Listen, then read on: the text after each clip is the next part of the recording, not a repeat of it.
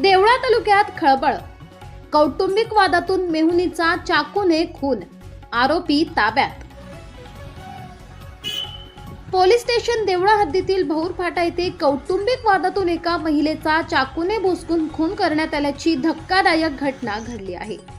या घटनेत एका युवकाला गंभीर दुखापत झाली असून आरोपीला पोलिसांनी काही तासातच ताब्यात घेतले आहे। मिळालेल्या माहितीनुसार श्री हितेंद्र आहेर यांच्या शेतावर काम करणारा गडी श्याम अगनदास माळी, राहणार धोडंबे, तालुका चांदवड, याची पत्नी माया हिच्याशी सतत कौटुंबिक वाद होत होते।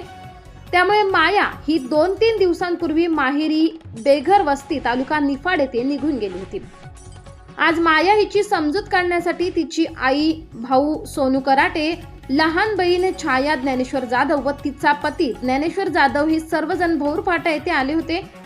यावेळी पुन्हा वाद निर्माण झाला। संतापलेल्या आरोपी श्याम माळी याने, तू आमच्या संसारात सतत बुडबुड करत असते, आज तुला खतमच करून टाकतो, अशी धमकी देत कमरेला खोचून ठेवलेल्या चाकूने छाया जाधव हिच्या छातीवर डाव्या बाजूस खोल वार केला। या हल्ल्यात छाया जाधव हिचा जागीच मृत्यू झाला। तिला वाचवण्यासाठी मध्ये पडलेल्या तिचा भाऊ सोनू कराटे याच्या हातावरही आरोपीने वार करून त्याला गंभीर जखमी केले।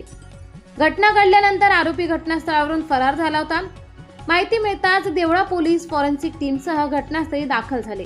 मृतदेह पुढील तपासणीसाठी सिव्हिल हॉस्पिटल देवळा येथे आणण्यात आला।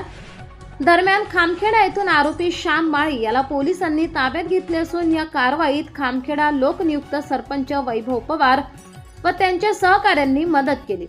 या प्रकरणी खुनाचा गुन्हा दाखल करण्याची प्रक्रिया सुरू असून पुढील तपास पोलीस निरीक्षक सार्थक नेहते यांच्या मार्गदर्शनाखाली PSI हेमंत राऊत करीत आहेत।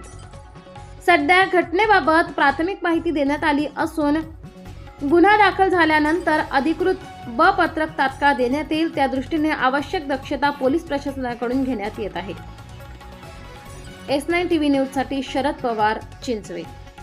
आज रोजी पोलीस स्टेशन देवळा हद्दीत एक खुनाची घटना घडलेली असून आरोपी नामे श्याम आगमदास माळी व त्याची पत्नी माया यांच्यामध्ये सतत कुरबुरी होत असे, तर त्यांची समजूत काढण्यासाठी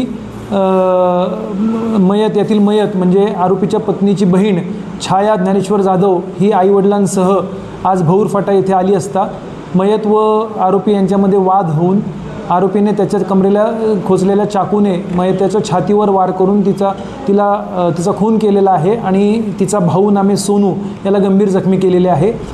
आरोपीवर गुन्हा दाखल करण्याची प्रक्रिया सुरू असून आरोपी घटनास्थळावरून फरार झाला होता।